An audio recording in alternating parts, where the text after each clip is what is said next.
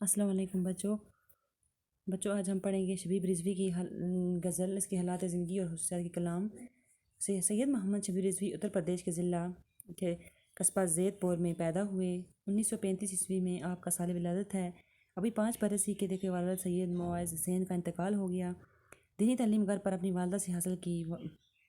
والدہ نے شبیب رضوی کو تعلیم دلانے میں پوری کوشش کی۔ آہستہ آہستہ شبیب رضوی نے مولوی عالم فاضل تفسیر اور فارسی میں منشی اور کامل کی ڈگریاں حاصل کیں۔ اردو میں بھی ادیب ماہر پاس کیا، ہندی بھی جانتے تھے۔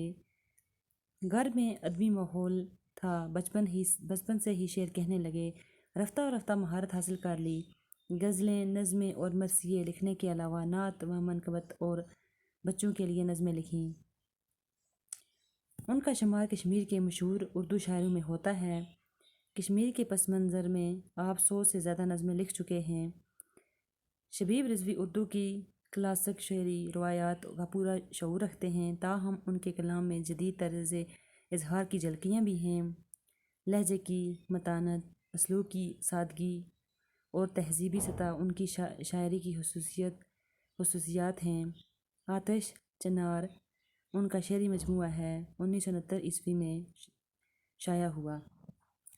تو بچوں اب ہم اس کی غزل پڑھیں گے۔ پہلا اس کا شعر ہے: کتاب بند صحیح حرف تر کھلا رکھنا، مباحثے کا ہمیشہ ہی در کھلا رکھنا۔ گفتگو کہتے ہیں بات چیت، مباحثہ کہتے ہیں بحث، در کہتے ہیں دروازہ، حرف تر میٹھی گفتگو۔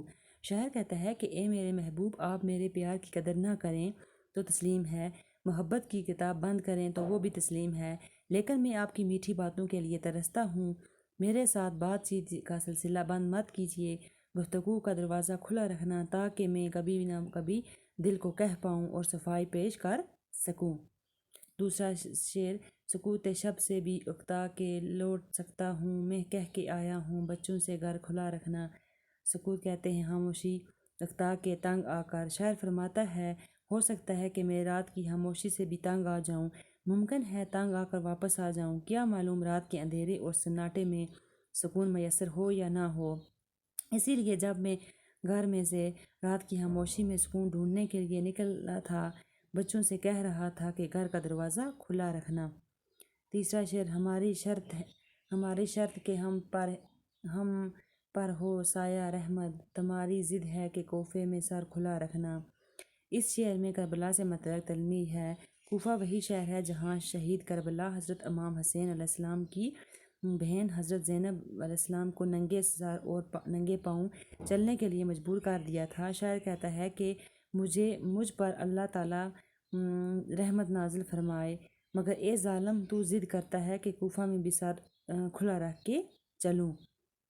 اگلا شعر: شکستگی ہوئی ظاہر تو موت لازم ہے، کھلی ہواؤں کے دہاڑے پر کھلا رکھنا۔ شکستگی کہتے ہیں ہار، دہاڑے لہریں، کسی ہتھیار کا تیز کنارہ۔ آدمی ہمت کرے تو موت یقینی ہے، ہمت اور حوصلہ کر کے جیا نہیں جا سکتا۔ میرے دوست کھلی ہواؤں کی دہاڑ پر اڑان بھرنے کے لیے اپنے طاقتور پر کھلے بہت ضروری ہے۔ تو بچوں اس کی دوسری غزل: کتنی بھوکی ہے کتنی پیاسی ہے زندگی دشت کربلا سی ہے۔ دشت کربلا کا صحرا۔ زندگی جو بظاہر خوبصورت اور پیاری لگتی ہے، اصل میں مصیبتوں کا مجموعہ ہے۔ شاعر نے زندگی کو اسی مناسبت سے کربلا کے صحرا کے ساتھ تشبیہ دی ہے۔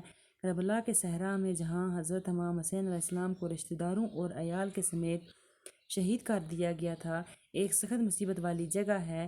وہ جگہ خون کی پیاسی تھی، اس زمین نے انسانی خون اپنے اندر جذب کر لیا۔ شاعر کے خیال میں دشت کربلا کی طرح بھوکی پیاسی ہے۔ اس کا دوسرا شعر: سب گے شمع دل جلائے ہوئے، ہیما ہیما بہت اداسی ہے۔ شاعر نے واقعہ کربلا کی مناسبت سے موجودہ سماجی اور انسانی صورتحال کی ایک تصویر کھینچی ہے۔ لوگ دل کی شمع جلا کر روشنی کرتے ہیں اور ہر گھر ہر آنگن اداس اور غمگین ہے۔ جس طرح کربلا کے میدان میں خیموں میں اداسی چھائی ہوئی تھی، مگر مجاہدوں کے دل روشن تھے۔ تو بچوں یہ تھی اس کی غزل۔ تو انشاءاللہ کل ہم نیکسٹ غزل ڈسکس کریں گے۔